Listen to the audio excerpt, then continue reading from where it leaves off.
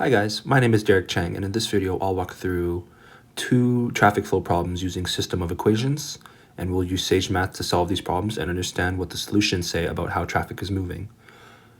Imagine a square grid with roads and four intersections like a ladder.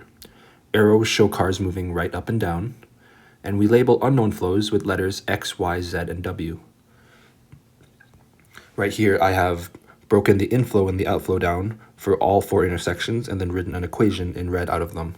For the upper left corner, traffic enters from the left at X and leaves going right at 100 and down at Y.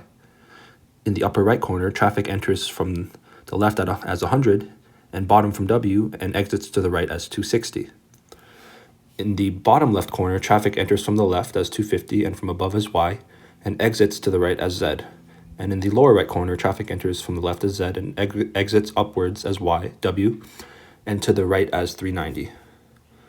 So from that, we have these four equations that are created. But before we continue, I want to talk about what is a matrix and how does it work. We can use a matrix to represent all of these equations together in a compact form. Each row in the matrix represents one equation. The numbers in the matrix tell us how much of each variable appears in the equation.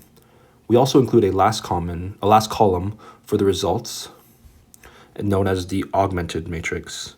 So right here, I've expressed the four equations as an augmented matrix, with the last column being the results. And then just below that, in black, I have written what the code for the matrix that we would put into Sage Math. So the RREF function in Sage Math reduces the matrix into a simpler form called the reduced row echelon form, as seen here. Each leading number in a row, called a pivot, is 1. Pivots move to the right as you go down the matrix, and every pivot is the only non-zero number in its column. When every variable corresponds to a pivot column, we get a unique solution. This is called a consistent system. So from that, Sage tells us that X equals 400, Y equals 300, Z equals 550, and W equals 160. Well, what does this all mean? We got a unique solution. All the values are determined with no contradictions or free variables. This means there is only one way to balance the traffic with the given inputs. So moving on to question 2. This is the second grid with different values but the same layout again. We write an equation for each intersection again. So at the top left corner, we have 650 cars entering, and exiting down is X and to the right is Y. In the top right corner, we have Y from the left and W from below, and they add up to the 580 exiting to the right. In the bottom left corner, we have 150 from the left and X from above, and they go right as Z. And in the bottom right corner, Z enters, W and 220 leave. So in the black again, we have written the system of equations that have been reformatted to the red, where all non-variables on the left. We're all variables on the left and non-variables on the right. And we again use the matrix to capture the coefficients of all variables and the final values on the right side. Sage Math simplifies this again into its reduced row echelon form, and each row of the result tells us something about one variable. So when we input it into Sage again, below is the output that we get. And from this, we can tell, I've written here in black again, so it's a little bit bigger.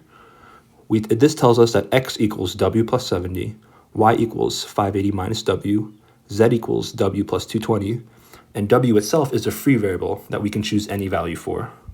So what does this mean? The system is still consistent, but because there is no contradictions like 0 equals 1, but we don't have a pivot in every variable column. Specifically, the variable W has no pivot. So this again means that W is a free variable, and we can have infinitely many solutions depending on the value we choose for W. Now finally for part 3, we are asked, what is the smallest possible amount of traffic flowing through X? So from one of the equations above, we selected X equals W plus 70. So to make X as small as possible, we set W equals to 0, which gives us simply X equals 70. So the minimum amount of traffic through X is 70 cars per hour.